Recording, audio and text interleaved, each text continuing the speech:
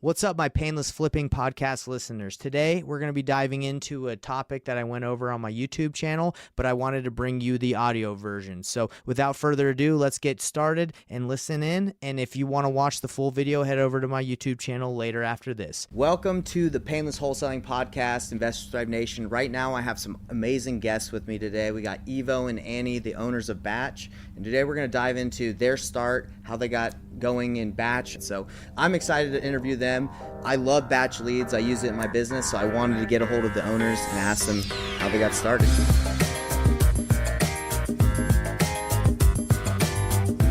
Let's talk about the beginning. Like, how did you guys get started, I guess, in real estate? So, honestly, I've asked myself that question, like, kind of what got me originally interested in real estate in general. And it just probably goes back into just reading some books. I remember reading, Robert Kiyosaki's famous book a long time ago. That was in 2006 or 7 at the time. I was still in high school. And then I started getting my real estate license before I was 18. So I started the classes in 17 and I took the test right when I turned 18. And it wasn't until about a year afterwards that I ended up deciding to buy a fix and flip property with one of my best friends at the time. And I never had interest in actually pursuing real estate from an agent perspective. Just not what I wanted to do. And we bought a property right at the downturn.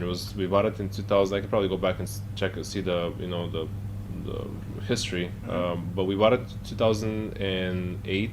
In March, I think. We spent 4 months just renovating it. We ended up fixing and flipping the house. We made 26K in profits, split it in two. That was basically my first, I got hooked. So then I started doing fix and flips by myself. I ended up buying a lot of auction properties at the time. And 2009, that's where I bought, I think 4 properties that year. And for me, it was a part-time business though, until 2015 and 16. We can get into that, but it was really a part-time business. At the time, I was also working at our, dad's plumbing company, which ended up being an air conditioning company later on, and then the house flipping business was pretty much after hours for me. That's awesome. You're able to juggle all that. And I'm just thinking, like, man, in high school you read that book, and then right after you got your license and you're rolling. Like, I guess what gave you that interest in real estate in high school? I feel like most kids in high school are like, they're not thinking too much about real estate. At least I wasn't. I don't know. I just always kind of knew what I wanted to kind of do and pursue in my career, just being an entrepreneur, and real estate was just a vehicle for me to, get there. So you brought us to about 2015. How about you? Kind of bring us to 2015, and I'm assuming that's when you started maybe working together. Roughly, I want to say a couple of years before that is when we started working together, but it more so in our family business. As he mentioned, my dad's plumbing company that then went into an AC company that then transitioned into a construction company. So even my dad were head of pretty much the construction company. And when we say construction company, like, don't think multiple, like, it's 3 people pretty much in the back end, me, Evo, and my dad. And then we had like 3 employees. And then at that point, I started getting a kind of an interest in real estate because, you have Boy Genius over here being your role model. So having him as a role model, we started looking at doing fix and flips. We did, I think, 1 together, and then we started doing that separately. So I did my fix and flip, he did his, and we were still doing the construction company. But I felt like at that point we were doing a part-time construction company. We were focused more on like our individual efforts. And at one point, I think we realized that our combined effort will go a lot farther if we work together. We can hammer out a lot more properties. I think the first year of working together, I want to say we did about 30 fix and flips. So it was a large operation at that time for us, right? It's 2 people running 30 flips in a year. It was a lot, right? It was a big learning curve as well. How were you finding most of the deals? 30 is quite a bit to find. Wholesalers, MLS, cash offers for a lot of them, but majority wholesales. And it was at one point that he brought up on like a HUD statement. And he's like, what is this assignment fee? And I'm like, I don't know. It's just like random like title fees, escrow fees. No one knows these fees, right? So then he called the title company asking what that is. And he found a Thanksgiving Black Friday promotion for a Sean Terry seminar. It was 2 for $99. So then we went to our first event that got us introduced into wholesaling, what that world looked like, what that meant. There we met a good amount of people that we still are very closely connected to. Yeah, Brandon one of them, yeah. He's actually who introduced us to our current business partner, Jesse Burrell. And that's actually how I know Batch as well, as through Brandon, because I was coming down for a podcast podcast for Steve Trang, and he introduced me to Steve. And then Steve, whenever you go on his podcast, he gives you a bunch of people to reach out to. So I just reached out to Jesse. We met at the old office.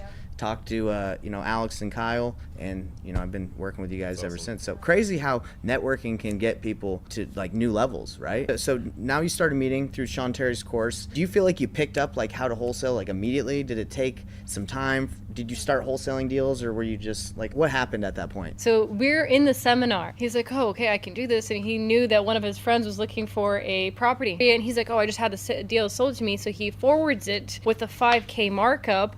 And he sold it. That was his first assignment in the event. So the first wholesale transaction that he was a part of was during that event, the first 4 hours of Sean's event. So that's how we knew it worked. I love it. I think that's like one of the biggest obstacles is actually picking up the phone and talking to people. For a lot of brand new people who want to invest, because they're like, they want to like know everything before they do it, and that's just not how it works. Yeah, you're gonna make some mistakes. I think some of the things that has helped us get to where we are today is just we always like try to put our best foot forward, and we take action, and whatever sticks, and whatever doesn't, you gotta figure out where you made the mistake and readjust basically. But at that point, afterwards, like the way it transpired afterwards is we started doing into like bandit signs. Afterwards, I think the next step we took was I started doing door knocking, like pre-foreclosures, and that's another deal that I got. I ended up looking at that deal actually afterwards. It was on Cactus on like 35th Avenue, but we ended up locking the deal. We sold it for like $9,000, and then obviously that grew into our scaling our wholesaling operation. We ended up getting an office, and then we ended up getting invited to Brandon's Go Giver Mastermind, where we met more just people in the industry. We started networking with them.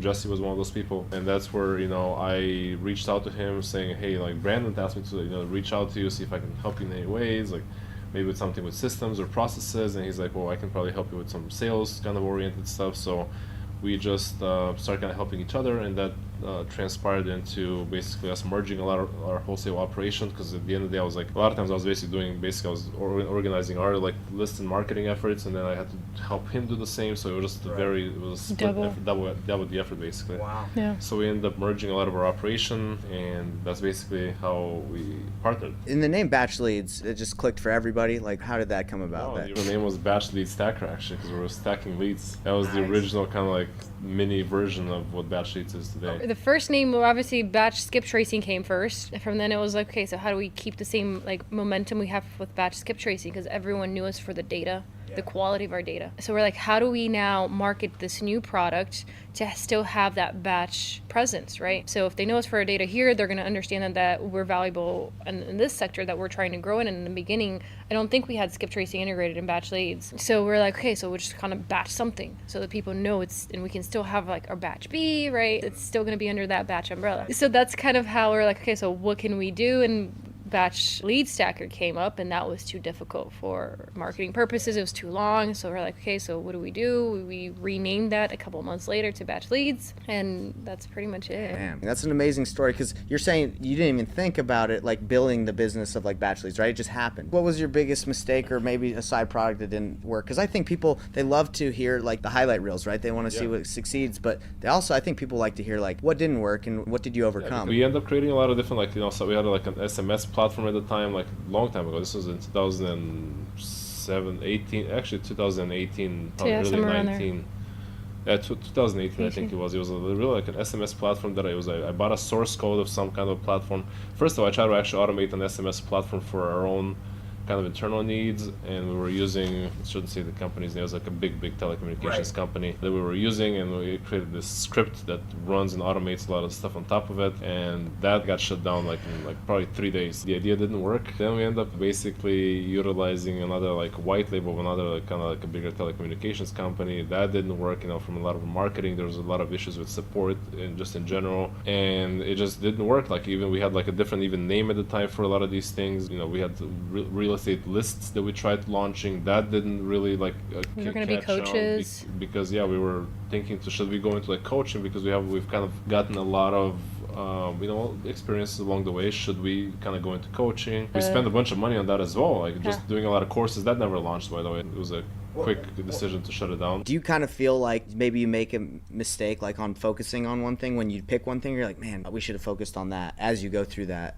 path? Like the way I see it, and even like I can relate that to a lot of how like the products are built nowadays, not just in our company, but generally how like software products are built. It's more of the agile methodology, where instead of like the opposite of the agile is just a waterfall method where you spend years of creating this perfect software, as an example, and then it releases. And that's what happened, I'll tell you, like with a lot of the Microsoft in the early 2000s, where they spend I don't know 5, 6, 7, 8 years just building a perfect software, and when it launched it was just a complete failure. Whereas nowadays, from a lot of the way software companies iterate and create products is more on agile. Hey, I'm gonna basically create a prototype MVP of the product that I'm trying to build. I'll get a lot of feedback and I'll just keep adding features basically, but every 2 weeks, the idea is that every 2 weeks, this is just more product, just around how products are built, but every 2 weeks you're releasing like some updates to the product.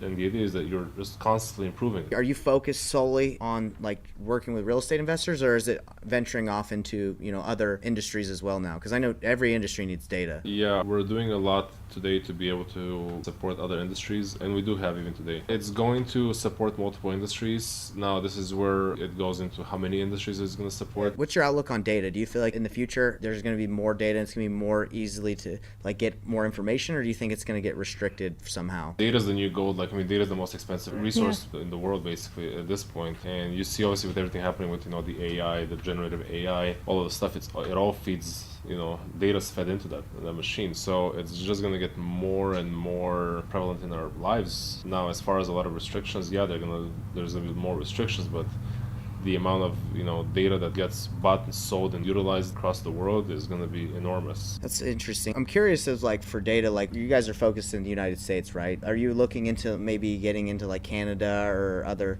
countries so people can maybe use that data to like wholesale or buy properties there? Maybe eventually, but that's really the focus that we're trying to. There's just so much more opportunity even in the US for us. I've been asked, even I remember even a few years ago, it's like, hey, can you have the same type of data and for wholesalers in the UK, as an example, that people ask me, and like maybe one day. For us, there's a lot more opportunity in the US and just being focused. And again, like you mentioned, there's different verticals that we have to go into and that we can go into. I just find it very interesting data, right? Or because everybody is on the device now, right? So that's like attention is the new gold, right? The more attention you can have, whether people are on social media or anything, like that's where they're gathering their data. I think it's amazing that you've gone into this product because real estate is amazing, right? It's always going to be there, but data, I'm excited for you in your company because it's just going to grow and grow and grow. Yeah, data is going to eventually get, a lot of the data is going to get, commoditized, and, we're looking into a lot of different areas as far as how do we basically create first-party data insights that nobody else could have. So, for instance,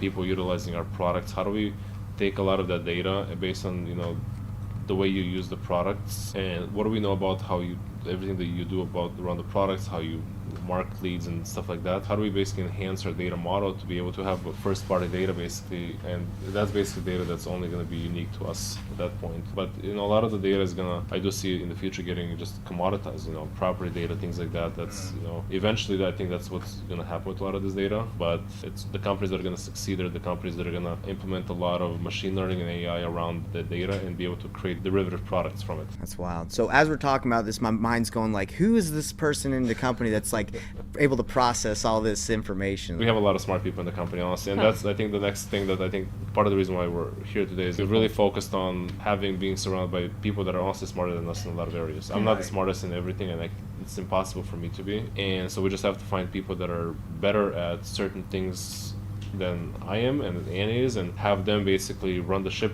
in that department. So I do want to ask this. So you build a company, you know that OKRs, all these goals are extremely important. Do you feel like you could do it without setting goals and it could just happen? Or do you think it's like necessary in order to grow to like have, like plan it out, like go for objectives, like plan out how you're going to achieve it? I don't think it's possible. I don't think it's possible for an individual running their own operation if they don't know where they're going, they don't know what they're striving to, right? Like it goes back to like that shiny object, like, oh, this looks great, let's do this today, let's do that tomorrow. We all have like daily things that come up in our lives that, whether work or professional, right, that you're just like, okay, I'll just focus on this problem, I'll solve it, and then I'll move on to doing whatever. But no, like you have like that one thing that we're all driving to. As an organization, like we're all focused on achieving this one thing, whatever that one thing is, and like we're all driven to do that. When someone comes in your office and they're like, hey, can you do this? Like, no, like that's not part of my OKRs, right? It's not part of my objectives. Like you have to say no to some things, personally and professionally, to be able to reach there. It's like I forget the saying, but it's like, if you don't know your destination, are you gonna get there?